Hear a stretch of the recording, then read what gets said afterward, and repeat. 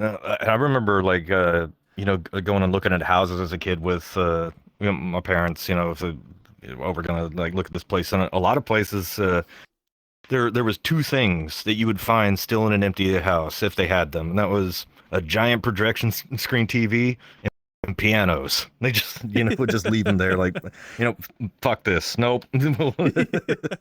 Welcome to Metaverse Degen. I'm Lion. Unfortunately, there's no raptor today. He's at work right now. But we are joined here by our guest. Who are you? Hello, I'm TOTC. Oh, thank you very much for joining us. It's a pleasure to have you on. Thank you. The pleasure's all mine. What is it you're known for here in VR and VRchat, and how did you get started with everything? I am known for terrible jokes and running events on Friday nights here at Deviate. Oh. As far as how I got started, I am part of Beatsyndicate, which started as the leftover remnants of the Wave resident DJs. Oh. And we weren't done, so we just kept it on going. Oh. So how did you get started with the Wave DJs, and what got you into VR, and what got you here to VRchat? Like the in-between between Deviate we know and VRchat versus where you started. So that is a very long story. I'd first picked up a CB1 in 2016. I wasn't all that interested in the Vive because I didn't want TV remotes for controllers, and the Oculus Touch controllers had just come out, and it just so happened that you could get a free copy of Valkyrie with it, and I was very interested because all I wanted to do as a 90s kid was hop in a VR and go pew pew on a spaceship. But Valkyrie was a disappointment, if I'm being honest, and I kind of shelved everything, and then it was let's see, about 2018. I kind of dusted everything off, or maybe I'm getting the years wrong. I don't know, but either way, I was browsing through all the free apps on the Oculus store, and I saw a thing for this Wave VR with Image and Heap, and I thought, oh, that sounds pretty cool. I like Image and Heap, and I jumped in, and I thought it was shovelware. Like it had some really cool shows that were on a loop, and I saw all of them, and then thought, wow, there's a lot of potential. This is really cool. But where the hell is everybody? And then I saw one of the posters. They had these ugly orange posters that were like all the same thing and everything, but the times on them were way off, except for this one. And it just said Splorgman Florgman Trance. I don't know what that is, but that starts in like 30 seconds. So let's jump in. And it was Splorg was having a trance event, like it just so happened to be. This program didn't exactly have good railroading, and I was absolutely amazed at what he had put on. And after the show, like there was a bunch of people gathered around, and he was answering questions, and it's like, oh yeah, Evil did the blender work for this, and I did the tilt brush work for that, and I was sitting there thinking, collaborative stuff. Man, maybe one day I could make something that'd be cool enough to use in a show like this. Because at the time, like, I didn't know what tilt brush was. I think I had opened up Blender like maybe 10 years before, and got confused after I made a cube. And but I was a huge fan of the events that they were putting on, and like made a effort to go to every single one that I could. And all the while just kind of learning how to do stuff in the background because I didn't want to bother anybody. But the one by one, a lot of the residents at the time were dropping off due to either technical issues or IRL stuff getting in the way. And I had been covering for one of the guys on Saturdays. Because he had some technical issues going on, and then the community manager at the time, Gladiator, had put in a word for us, like, "Hey, we need more than 2 events every week. We need to pull some people on." So They pulled me on along with Rue and one of our old friends, Petroleum Bonaparte, and then it did well. The rest is history after that. Wow. So, how many platforms have you tried? Is it just Wave and VRChat? So Wave was my home, and VRChat had a budding rave scene at the time. I think there was like 2 or 3 active clubs, and I was over. I got pulled over. I got booked to take 3. I got pulled over to an event to one of them, and I just did not have a good experience. I kind of wrote off VRChat again, as the first time I joined in was before the wave days, and that was at the height of Uganda Knuckles. And which is funny the first time you see it that day. But and I don't know. I just kind of wrote it off. But when I played a show over here, now granted this must have been early 2019, mid 2019, something like that, and the tech over here just wasn't what it is now, and they they also had recently implemented the user ranking system, and I was accosted multiple times by partygoers about how a regular user was playing at their event, which I'm like, all right, you're not staff here, but okay. And well, you know what, you do your thing. That's because Wave was it was mostly comprised of 30 and 40 something ravers that just kind of wanted to chill out, and it was a small tight knit community, and that's just kind of where I felt comfortable at. But fast forward a couple of years, and Wave and their infinite genius decided to get rid of their VR division in the middle of a pandemic, and we migrated over to Neos, because that was more in line with our community's philosophy was a lot of collaborative work and creativity, where the music was just kind of the icing on the cake. But then Neos did a hard crash and burn, and VRChat was kind of my last option. And after going through a couple of platform collapses, I'm my spirits aren't exactly high at this point, so I figured I'd just kind of make a venue and then see what happens. And if it ended up getting added to the list of the thousands of club maps that are now derelict from like 3 or 4 years ago, hey, I gave it a good shot. Let's go. But I didn't intend on fully hanging it up, maybe come back every here and there for a set or two, but yeah, it was a rough ride for a while there. Wow. So, what was the early VRChat rave scene like, at least for you coming into VRChat from a different platform, like back in 2018, 2019? What was the time like? It was let's see. In Wave, pretty much everybody knew each other. Like 30 people, if you got, so the instances were capped at 32 people. And if you had more than one instance, that was a busy night. And then, putting that in perspective for here, like, or any given event in VRChat, like, that's tiny. And even then, with VRChat raves, it was pretty crowded relatively. The worlds were a lot simpler, but for lack of options, then if you threw an event and it was known that you were throwing an event, that place was packed. But I guess at the time I just kind of preferred the quieter, more intimate events that we had over in Wave. Okay. So, what was similar and different to the raves you're used to in Wave versus the ones you've experienced here in VRChat? Is there anything similar to them, or are they vastly different? Ah, good question. I think at least at that time, the vibe was definitely different, and I think that was largely an age group thing.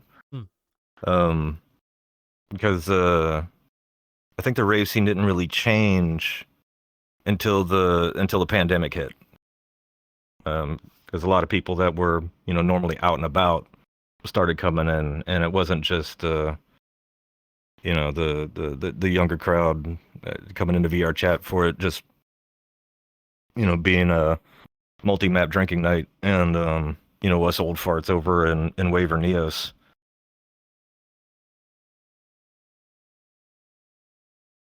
And, it was definitely a different vibe, but I think like over the years, like there's definitely been more of that kind of plur thing cultivated over here. Oh, so through COVID, as people came in, the scene changed. At least as you said, the vibe of it changed when people started coming in. How different was I'd say the so. culture between when you first experienced it to where it is now? Well, there's considerably less you gain in Knuckles, so that's great. But I think a big part of it is, and I mean, there are those that would probably disagree with me on the vibe thing, but I think that lies in where you go and where you frequent, because so many years ago there was only so many places to go, and now you have options for whatever flavor you want, really. And then with that,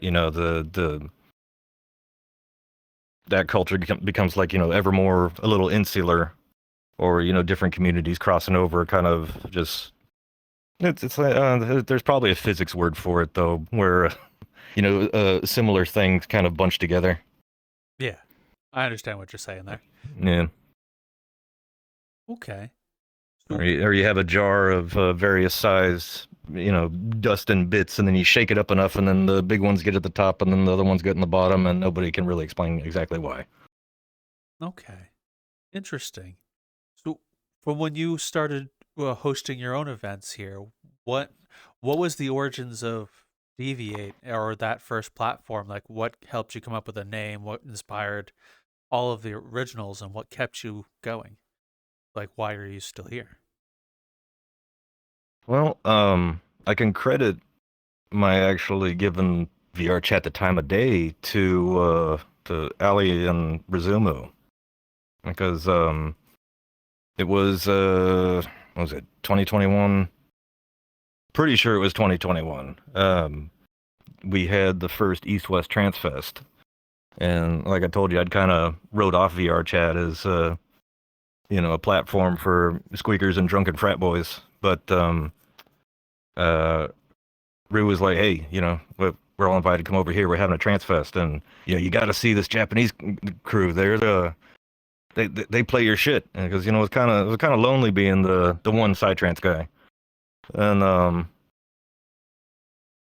so at the time I hadn't heard of Rizumu. I'd jump over there, and that was the first place I actually felt welcome in VRchat. I'm like, fuck yeah, let's go. This is pretty cool, and it was just nothing but Psy and trance. And then day 2, we head over to to another map, and it was just all Japanese Psy trance DJs. And then yeah, Rue was dead on.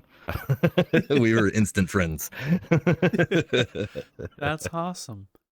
So yeah, that's actually really awesome that you had that kind of experience that pulled you back into it. So what started your first platform, like your first own like event groups? And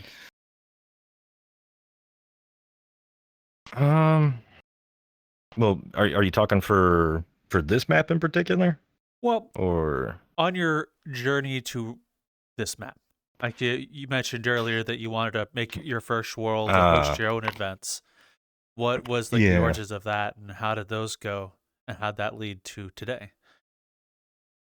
Well, I was never the organizer. I would kind of leave that to other people, because there's people far more skilled than me in our group that really know how to do their networking. And in just about anything, I've always kind of been more of a behind the scenes kind of guy, and with the exception of actually getting up there and DJing. But I'd never really thrown my hand in with actual organization. But after Neos crashed, I really didn't have a choice at that point. There was zero collaborative building here. Neos was set up so that everybody just logged on, jumped into a world, and anybody with permissions and the tools just like, okay, I'm going to work on building this, you go work on building that, I go build like that. And with VRChat, it's basically open up Unity and do your thing. Good luck.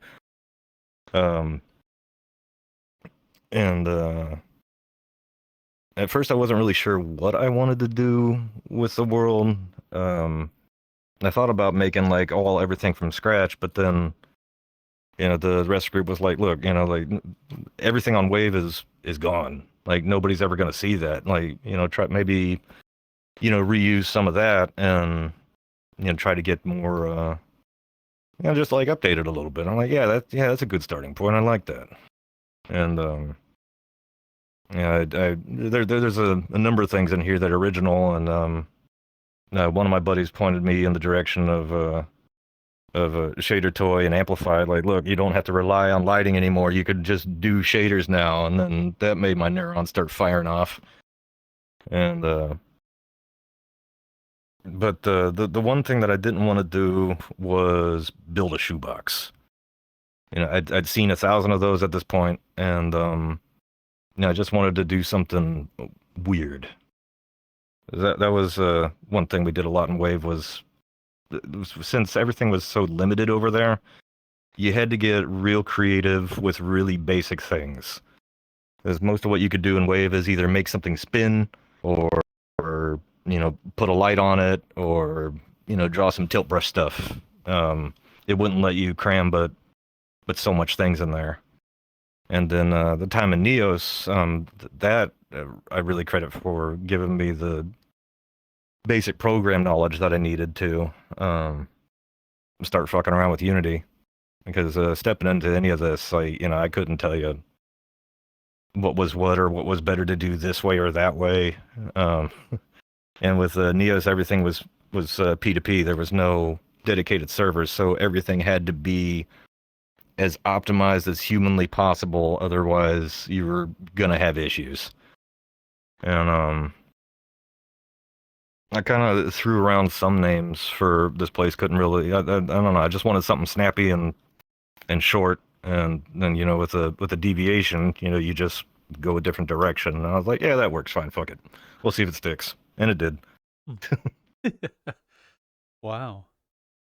Well, so with that entire journey, it sounded like have you DJ'd or produced music before, or was VR your first time DJing or making music? Oh no! In the early to mid 2000s, I had some short residencies at clubs, but I don't know if anybody's ever told you this, but psytrance generally isn't welcome in small clubs. But they'll keep you around for a little bit, but then but it was kind of a different thing back then too. That was back then when you would get flack for using CDs because only real DJs use vinyl and da da da da da da. But so I had DJ before, but my gear was collecting dust, and quite frankly, that stuff's still collecting dust in there. It's nobody uses dual CD players anymore. Nobody really used them then either. That's a rough thing to learn on. But jumping into Wave really made me it gave me drive to scratch that itch again. So how did Wave specifically help give you that drive to DJ music again? So That's actually kind of a complex question to answer. As at the time that I stumbled in the wave, I was not in a good place at all. And what Wave did for me was, one, have a small, friendly, accepting community, and it gave me, gave me Blender and DJing and, other hobbies to just kind of focus on, so that, it kept the rain clouds at bay, so to speak. Okay. And then, you just kind of want to keep focusing on it because it's like, hey, I don't feel terrible. This is great. I'm going to keep doing this. Okay. So from all the experiences from the real life clubs to the virtual ones, from your experience, how similar and or different are they to you, and what keeps you doing it here? I definitely prefer VR DJing.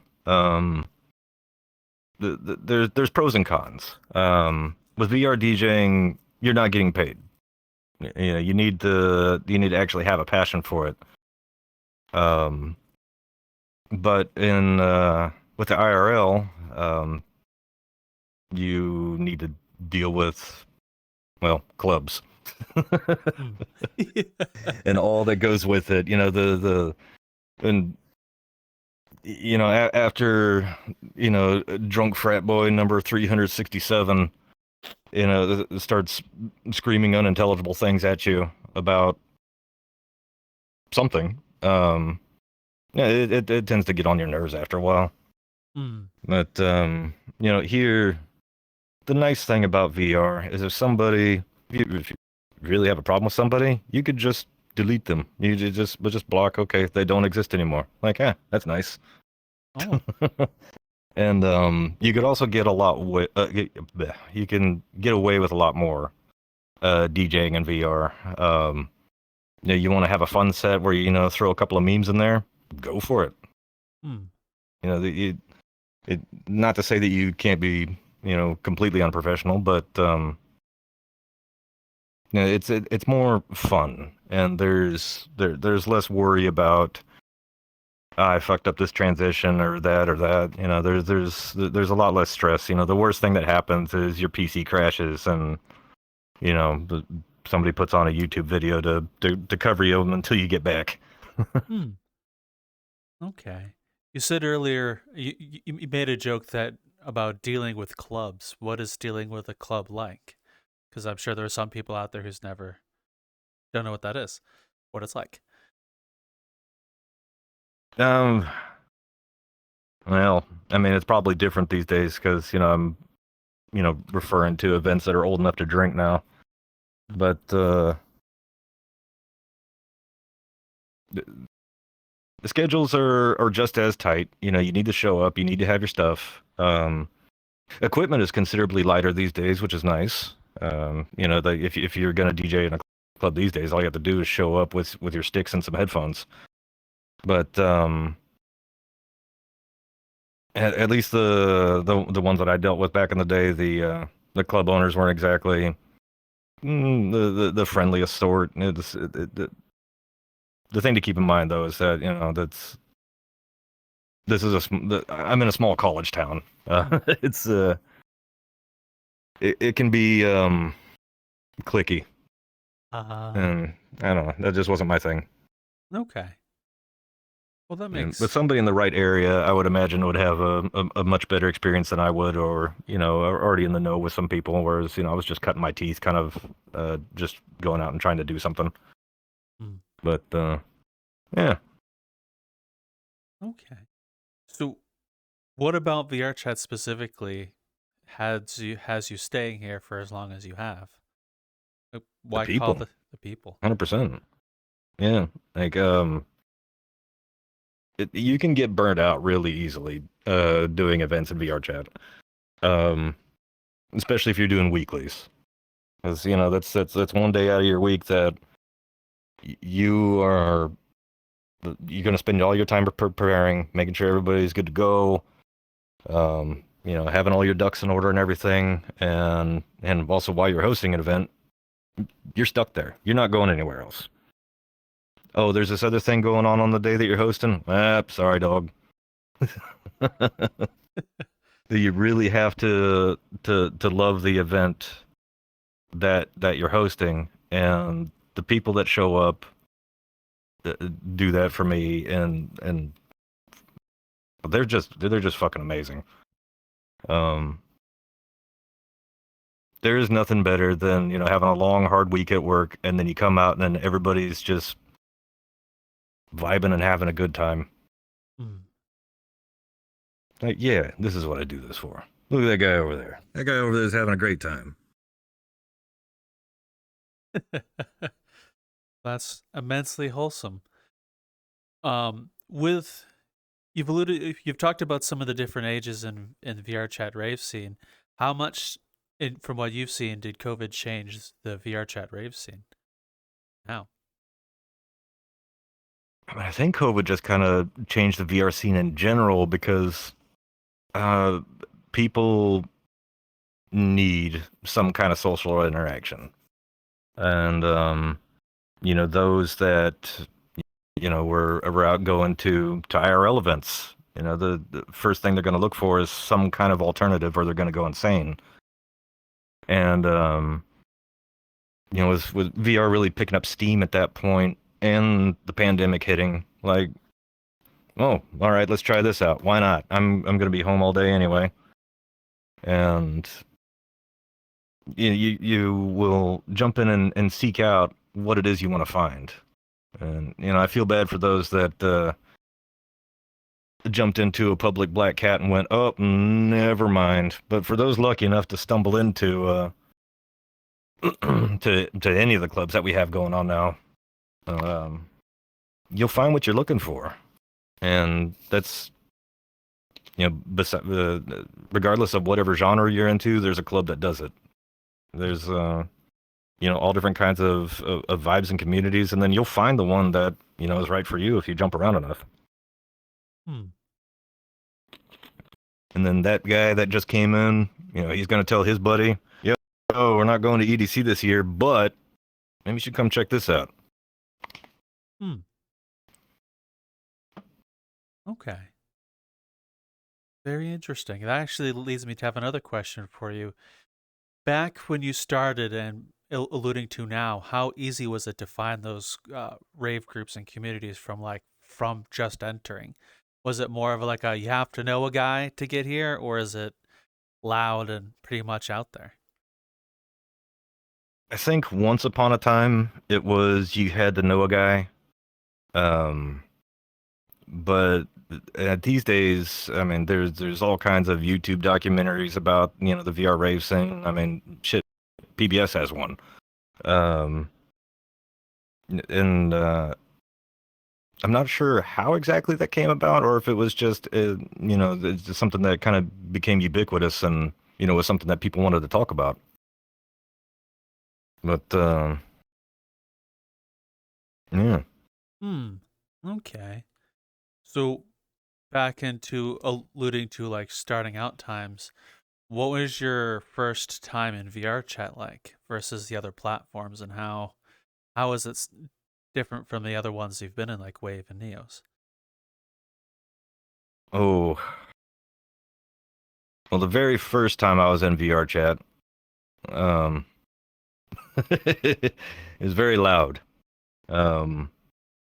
You know, the first time you log into VRChat and have no previous knowledge of anything, you just kind of browse through worlds and went, oh, there's people in this one. Let's go check that out. I guess back then, VRChat was just very chaotic. There was no, at least to my knowledge at the time anyway, you just kind of went around and found things. Like, I remember going on I found a Mario Kart map, and I thought that was really cool. The physics, not so much, but being in a Mario Kart map in VR, that was really cool. But it was a challenge to find, and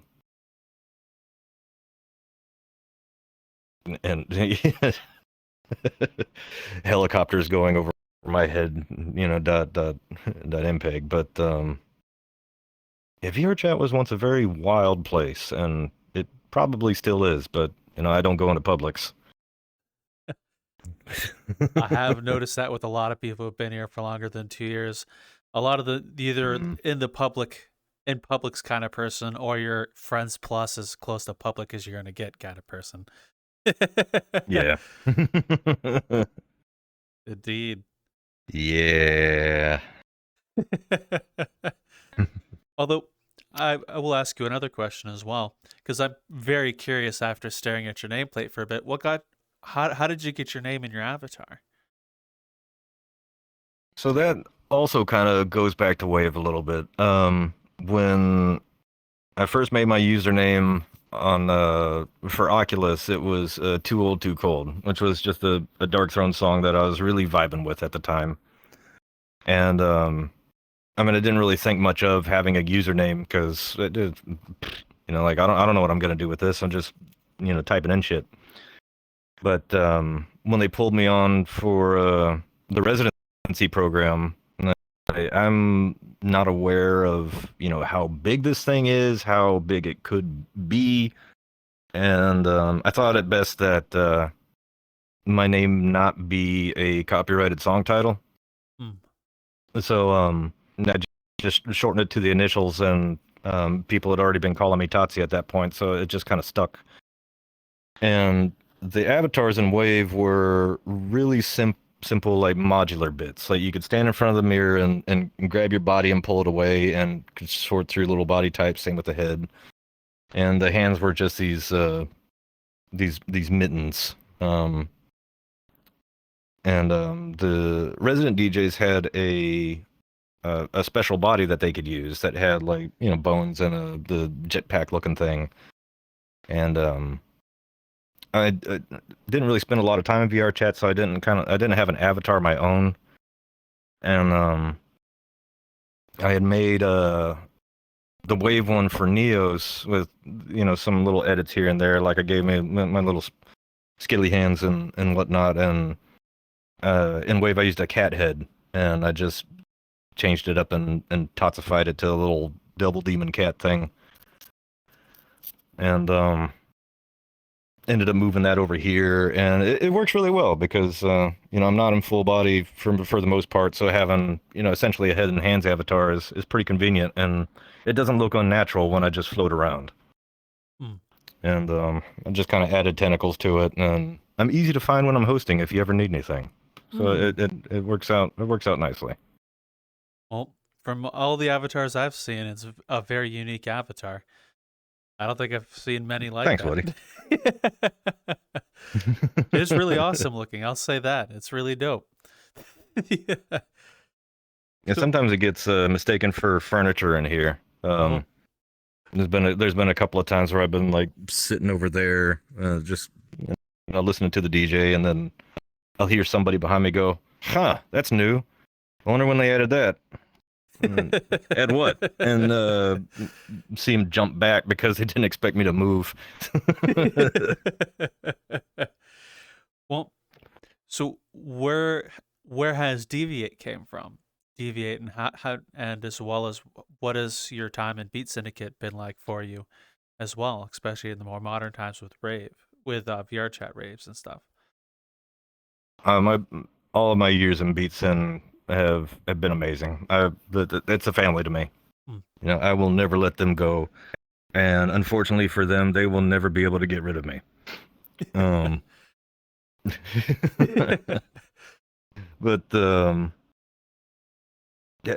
don't know. It's weird to look back on it as I had an epiphany not too long ago that I had been running Deviate for about as long as my entire residency in Wave, and Deviate still feels new and fresh to me. Wow.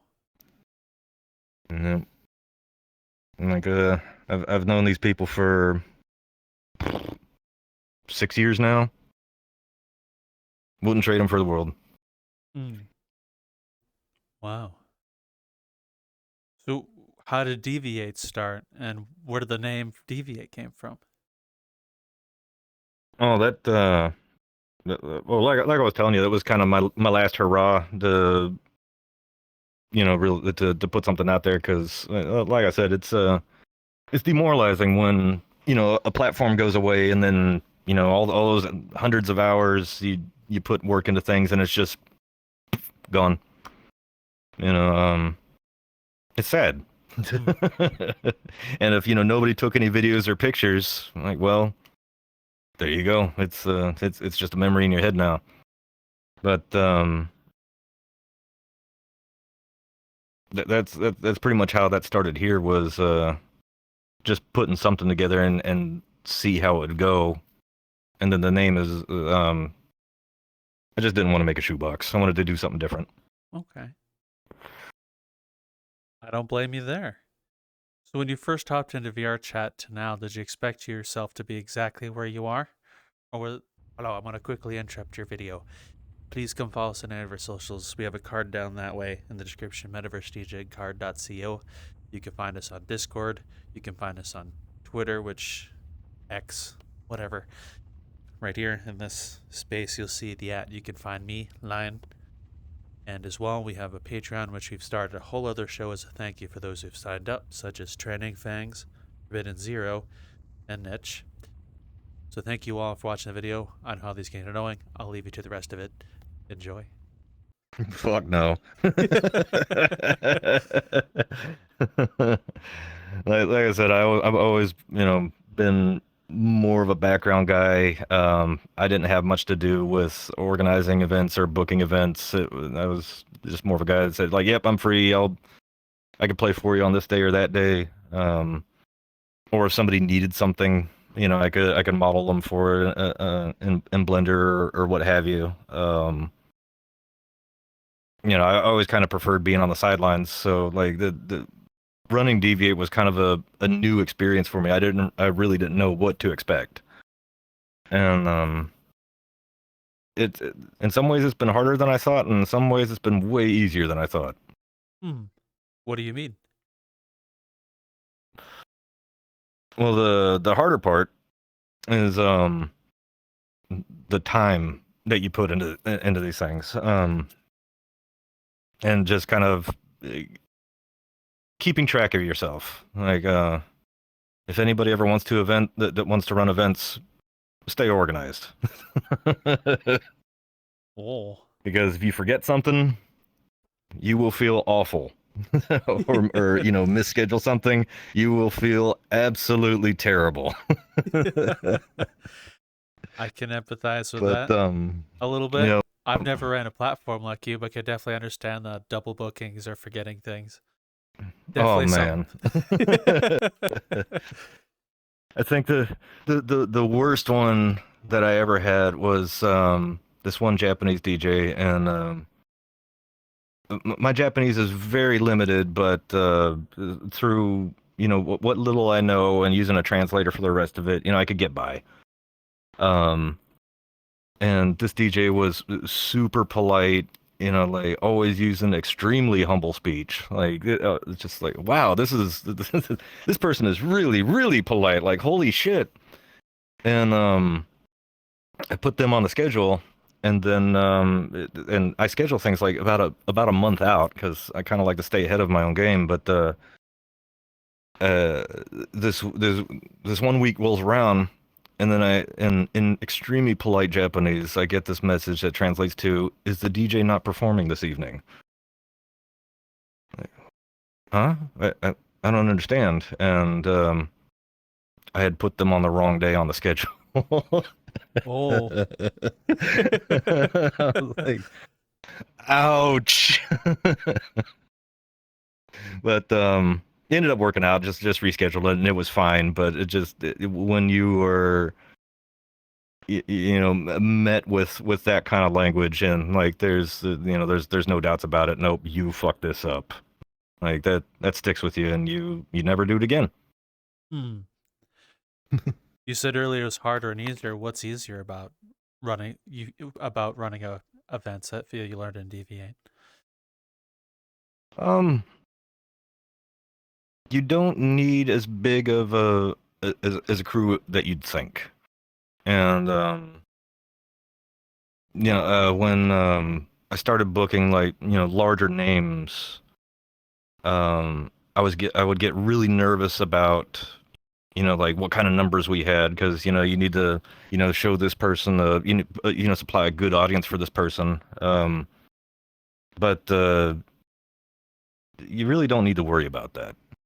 I mean, people come and they're going to do what they do, and of course you want to do everything you can to give your performers an audience. But after a while, you learn it's a crapshoot. Like sometimes there's a convention or a festival going on one weekend, and then you look at your friends list and it's like, well, where is everybody? Or the same night some other club is opening up, or a new world, or some kind of special one-time event or something like that that's got like 4 or 5 instances open, something like that. And it's like, well, whatever, as long as you're having fun. And honestly, the smaller events are are easier to run because there's less to keep track of. If everybody's just vibing and have a good time, then you don't really have to worry about too many people's behavior. But if your place is packed with 80 people, then you really got to keep your ear to the ground, make sure everybody's comfortable and safe. So I want to ask you a retrospective question a little bit. From everything you've experienced so far, have you now that you're also running events with Deviate, do you ever empathize or think differently of the club owners you've experienced 10 years prior? Yes and no. Because there's one thing that I tell anybody, in any situation, it costs $0 to not be a dick. Fair.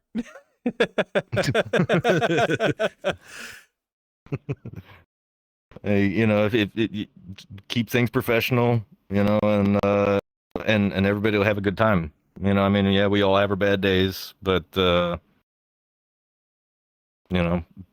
people are coming to your event because they want to be there. Okay. So with that said as well, and also with your time in VR, from Wave to Neos and VRchat, what kinds of things have you learned either about yourself or about your trade or hobby over time? Man, as an introvert, I'd say that VR has actually helped with real world interactions. You get so much. I don't want to say like practice talking to people, but I guess there's really no other way to phrase it. But you get more confidence when dealing with the unknown, and since we're all in avatars, I'd say you get better at reading body language. Like even in real life, because in real life, the first thing people look at is a face, but not everybody has face tracking in here, so you tend to ignore that, but you listen more closely to what people are saying, how they're moving, to really get a read on them. Okay. Wow. What about from like the a DJ or events perspective? Have you learned anything over the course of all 3 platforms? I mean, I haven't DJ'd at an IRL club in fucking ages, so I don't know how things have changed out there. But I mean, it does sound really convenient that you can just show up with a headphone and sticks and be good to go. There's no carrying of crates or other equipment or anything like that. I'm like, man, I would have killed for that back in the day. Oh. Yeah, it's not fun when you're lifting up road ready cases and walking up a couple flights of stairs. It sucks. Now you don't have to do that. Indeed. From the sounds of it, from when I've like over the course of all the people we've talked with at DJing nowadays, because we've talked with some other people who've DJed back in the day as well, like Anais, for example, and hearing like remembering, like I'm a 90s kid, remembering all the giant things, the 80-inch TV that weighs as much as a small sedan. Oh yeah. I can only imagine be like carrying that stuff. Yeah, no, thank you. You know, I paid my dues, you know, on primitive DJ equipment and heavy things. You know, I'm done with all that. You know, I'm gonna sound a bit old, but I remember one of my friends growing up had an 80-inch TV. His dad really wanted the big box 80-inch TV. The thing was ginormous. You could see where it sat on the floor. The floor would sink, but they had to build their living room around the TV. That's how they got that thing into their house. Oh yeah, I remember like you know, going and looking at houses as a kid with you know, my parents. You know, if we're gonna like look at this place, and a lot of places there was two things that you would find still in an empty house if they had them, and that was a giant projection screen TV and pianos. They just, you know, would just leave them there, like, you know, fuck this, nope. Yeah, I do enjoy that nowadays. You can get a nice large TV and not have to worry about how the fuck am I going to get this out the door. Yep. Now my TV can fit inside my car. You go back to like the early 2000s, those giant box TVs. Good luck. Oh yeah. Yep. Oh. Yeah, I don't miss that.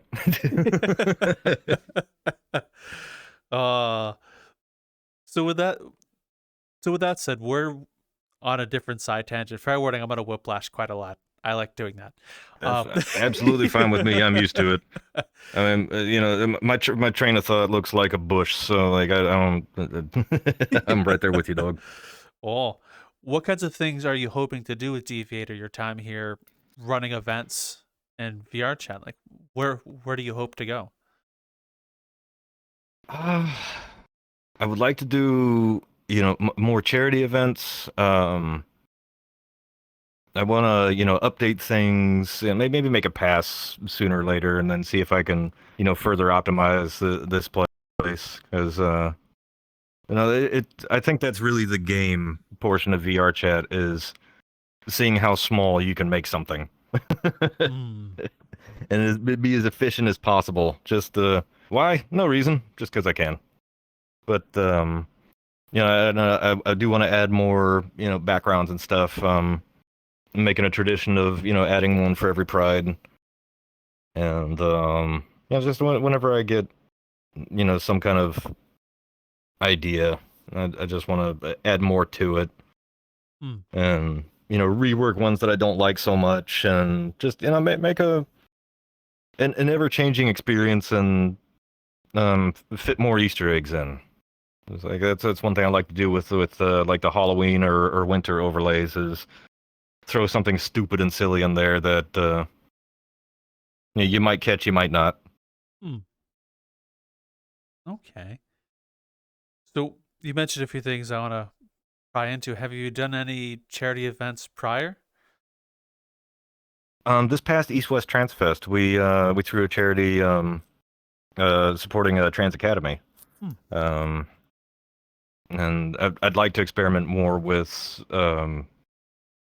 you know, like making and maybe with the you know, with more integration coming up in the future, it could have something that make a more easily donatable kind of thing, instead of just having a link externally that, you know, like, oh hey, go here, click this and do that, but something like further integrated in here. And then with the other thing I would like to do when the VRChat marketplace gets, you know, more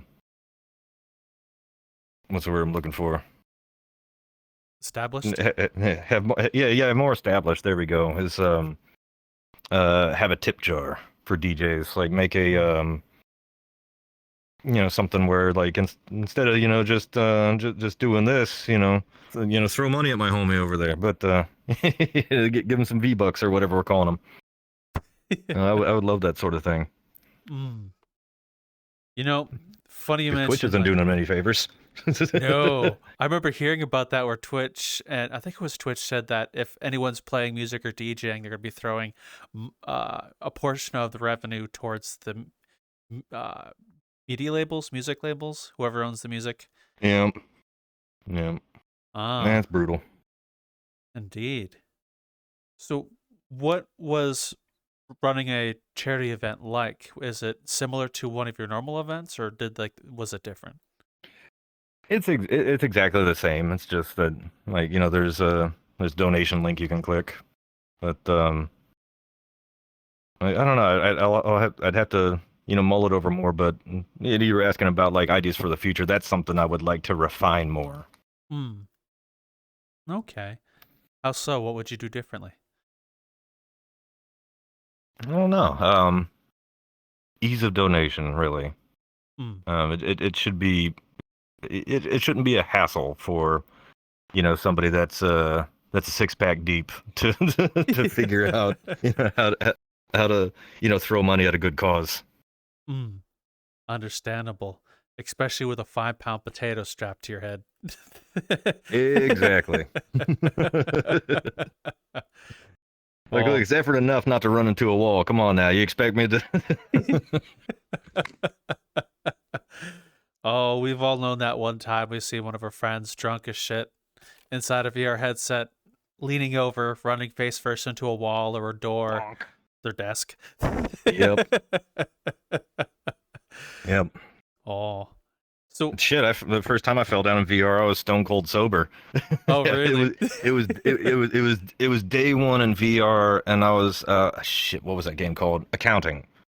And there was a scene in there where you are in a courtroom, and there was these little egg things that would like have conversations with the judge, and the dialogue was really funny, and I was sitting there just listening to it, just kind of letting it play through, and I tried to lean on a desk that didn't really exist in real life, and yeah, that was a lesson learned.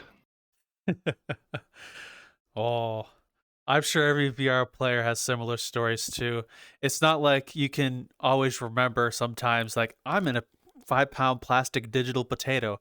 Sometimes you're in a world or a map or a game and you're just kind of so immersed you forget there's a real world outside the potato.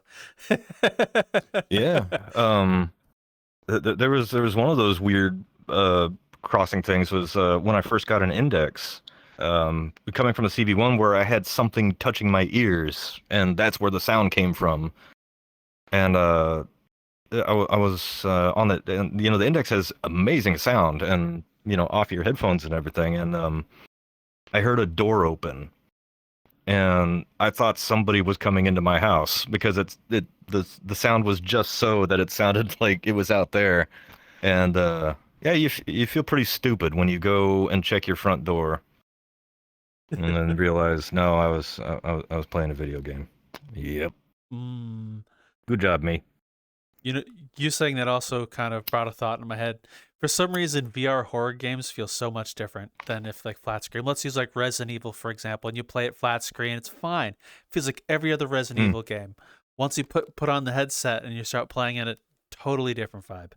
Oh, 100%. 100%. Oh, Like, you don't like get the sense of scale, I think is the first thing. And you consciously know, like, hey, this is a video game, but your brain doesn't know. mm, And something could be crawling around that corner, that corner. Like, I absolutely adore the horror experiences in VR if they mm. can get the atmosphere right. Because jump scares to me are cheap, but if you could actually get me to feel a sense of dread and not want to move forward because there's something bad over there, I don't know about going over there. That's spooky. Then you've done your job, and you you have my respect as an artist.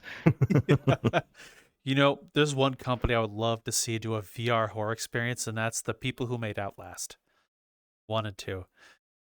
Oh boy, yeah, that Man, hell yeah, hell yeah. Not only like the kind of quasi parkour like running would be an amazing rush in VR, but like the camera mechanics and everything. Yeah, I think you're onto something with that. That'd be amazing. Mm, I think that would be sick. Although at least now you could play Outlast 1 and 2 with a VR mod. I think there's a really big VR mod out that just is applicable to any game. You just drag and drop roughly now. But I'm sure if Oh you no take, shit. yeah, I wish I remember the name of it because there's a lot of people use it to play like Cyberpunk or Red Dead Redemption in VR. I'm sure you could take that Mm. and just apply it to Outlast and enjoy the experience of shitting your pants as some lady with a scythe chases you down some village roadway. Hell yeah. Hell yeah. I would like to see more things developed with specifically for VR though, not where like VR is kind of tacked on at the end. Yeah. But like for example, Half-Life Alyx. Like there's Yes. a mod to play it on desktop, but it was like its interfacing is designed with VR in mind. It's um like like VR as a technology is still pretty recent, and the way I think of it is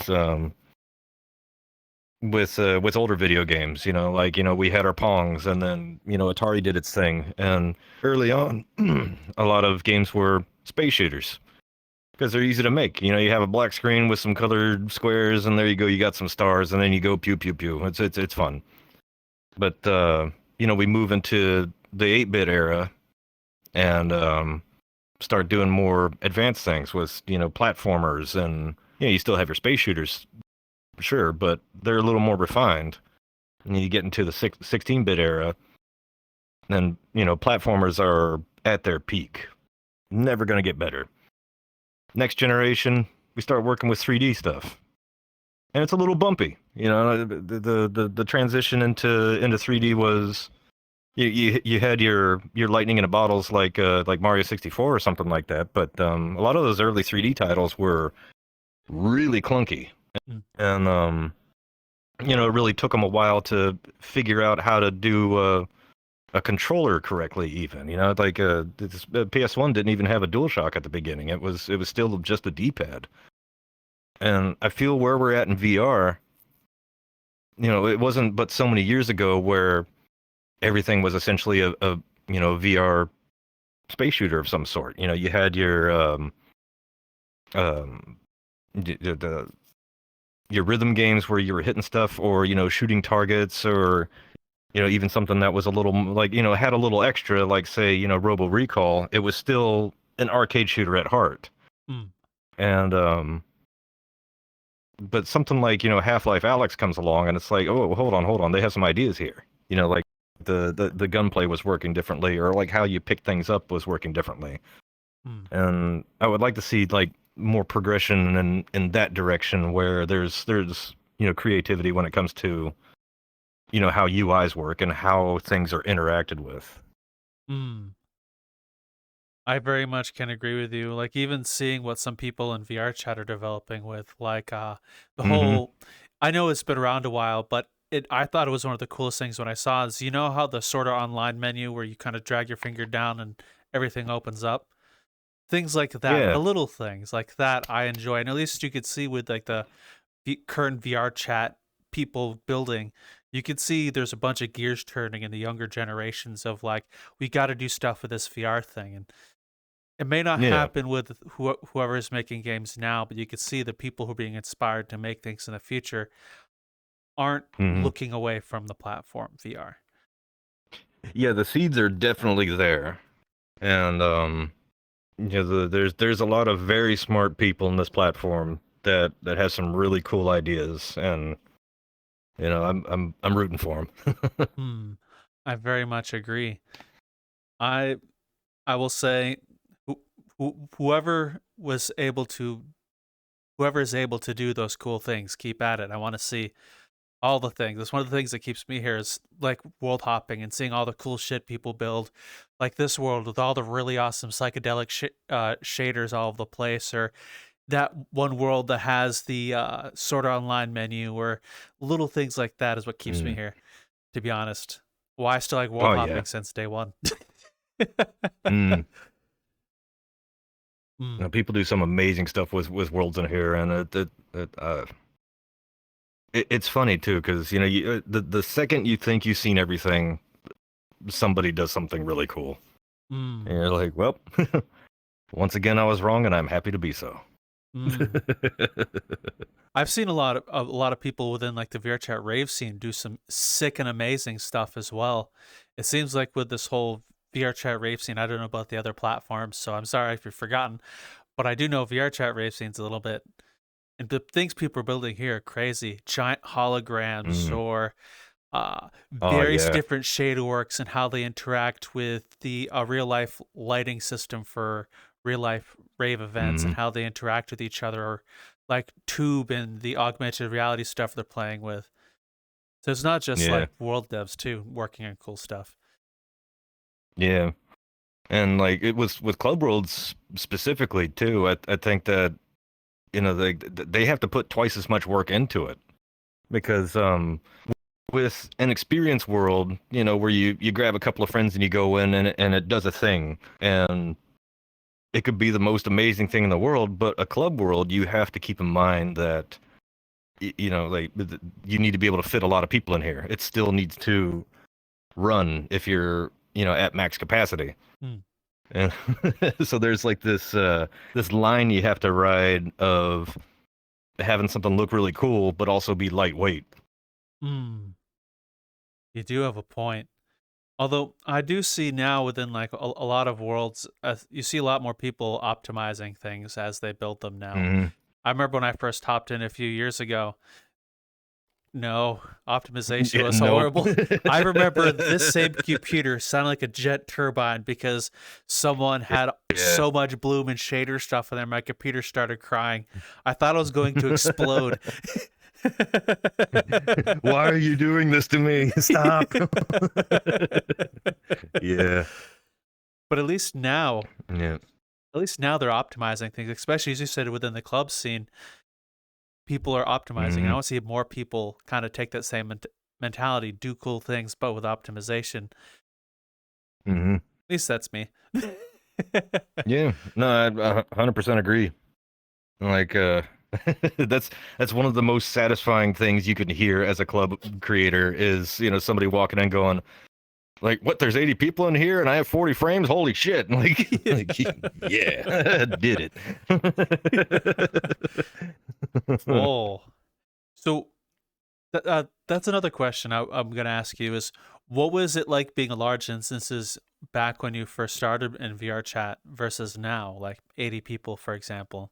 Has like things changed and gotten better, or does it still kind of feel the exact same chug? Um so so my view on that might be a little bit skewed, because the first event we had in here was for part of the filming they did with that PBS Voices Mm. bit. So, the first time I had anybody in here, I mean, it was a great stress test. Because I had 80 people in here, and I honestly, I thought that was kind of a fluke. I thought, like, okay, next week there's going to be like 20 or whatever, but it stayed pretty consistent until festival season during the summertime. Mm. But from what I've seen, that's kind of universal for any VR club, is attendance is kind of seasonal. Like, you'll have your ups and downs in the summer, but to anybody that starts running events, don't worry about the numbers. Like, and because if you run events consistently enough, and then like through the summer you have 30, 40, 50 people in a night maybe, and then winter rolls around and everybody's indoors, and then suddenly you don't you got a queue. Mm. Yeah. So there is that's interesting to know that the club scene kind of has like a seasonal era. Does that many Hmm. people from who enjoy VR chat clubbing go to real life stuff in like the summer of the EDC and stuff? Oh, definitely. You know, like be it EDC or Electric Forest or Dream State or something like that. You know, if something's going on, and if you're in a circle that has that particular genre, then you'll notice a big dip. Like there's going to be a lot of people that are just they're over there instead, and you know, consequently, a lot of times going to these events is amazing because they're big VR chat meetups. Oh, really? That's interesting to know. Hmm. I do know there are a I lot mean, of. when I went to Oh, sorry. You continue. I oh, deeply no, no, apologize. like when I went to oh no, Ping does that, but like when I went to Dream State a year and a half ago, I think I met like maybe 40 VR chat people there. Wow. Yeah. Hmm. I do know most cons and festivals are the same, like furry conventions or anime conventions or like real life VCAT, Hmm. for example. Those tend to be the Yeah. same too. You know, or things like MagFest or you know, the TwitchCon coming up in September. Oh, so you mentioned that you were in the PBS documentary. What was that whole experience like being a part of the film they were doing? I pretty much just supplied the world. You know, like I said at that point, like, you know, I was still kind of a background guy. So, you know, there's other people handling things. Cool. Let them handle it. I'll be over here.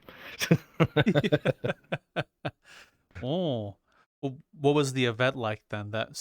If you were there for it, what did was it? Did it feel different, or feel like every other day you ran events? That was the first, well, like I said, that was the first time I opened up a place to have an event running. So I hadn't seen anything like that, you know, that wasn't like, you know, an East West Transfest or something like that. So I was not really sure how to process it really. It's just like, shit, there's a lot of people in here. God damn. Hmm. Did any of those people who showed up for the PBS recording, did they stay here and deviate? There's a few that are still around, yeah. Um, I mean, you know, like I mean, you'll see Rue here every week. Oh, Aliquim and yeah, there's a number of people that are dancing in that video that are still to this day regulars here, wow. and that just blows my mind too. You know how quick time passes in something like this. Hmm. Now that you're here 6+ years in VR and then maybe even VR chat, are you glad you came here or came back after that bad time you told me about in the beginning? Oh, 100%. 100%. And you know, anybody out there watching this that you know had a similar experience to me where they jumped into a public and went nope. You know, join a Discord that you know throws events. See if you can pick a genre, any genre that you like. There's one for that, and you know, show up to a couple of events. You'll change your mind. Mm.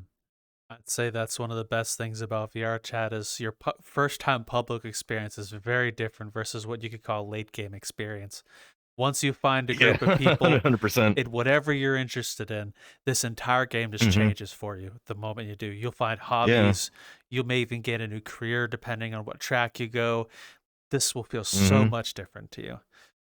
100%. And not just raves. Like you know, if you go to like you know VRCon or VCAT or something like that, you know, you'll see people that you know they do you know role playing D&D kind of stuff, or there's some groups that make VR films. Mm. That's that's insane. Or you know artists that just use VR as a medium, and then you know they have worlds that are essentially art exhibits, and you know the not to be cliche, but you know the possibilities are endless. You know, you're not limited by the laws of physics in here. Mm. Well, before we close this up, for anyone who wishes to do what you do, run events or DJ, what kind of advice would you get them starting out? Uh, well, you got two options. You can be a nomadic community, that just kind of, world hops and uses this, that, and the other. Like, or you can, do something like just use a public world. I mean, there's that. But if you want a home base, you need to do two things to make the world appealing, in my opinion. Is one, have it run good. Make it well optimized. Like while you're making it, consider however many people that you intend for it to be in there, are they going to be able to function?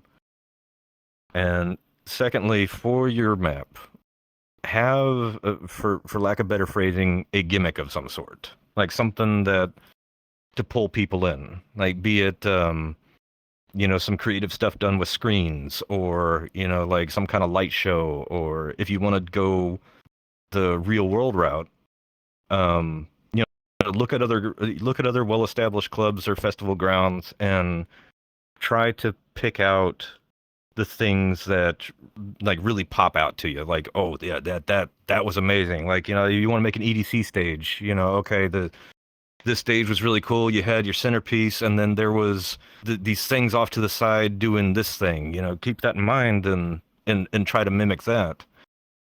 And just start doing events. Don't worry about numbers. Just be consistent. Be professional. And have a good time. Well, TOTC, thank you so very much for joining us. It's been an absolute pleasure picking your brain and learning all about you. So I appreciate the time you spent with us. I appreciate you. No, you. No, you. Well, no take backsies. What of it? Fine. What are you gonna do? Fine, you win. I would say Raptor do the thing, but Raptor's on a tractor with a sore ass right now, so I will have to do the thing instead. With that said, go find a new community. I know a lot of you who watch these are already in here within VRChat. Find something new you haven't experienced. Not to like self-promote, but there's a lot of communities here you can go find out about within the description. If you go down that way, you can find them and go join. There's lots of stuff here to see, from artists to musicians and ravers like TOTC here. Go try it out. And before we go, where can people find you if they wish to find you? You could find me on the Beatsin Discord, which is beatsit.com/Discord. You could find me on VRChat as TOTC, or Twitter or Twitch as DJTOTC, because TOTC was already taken. The bastard. But I'm pretty easy to find. You need anything, you let me know. Come hang out. With that said, thank you, and we'll be seeing you guys in the metaverse. Later.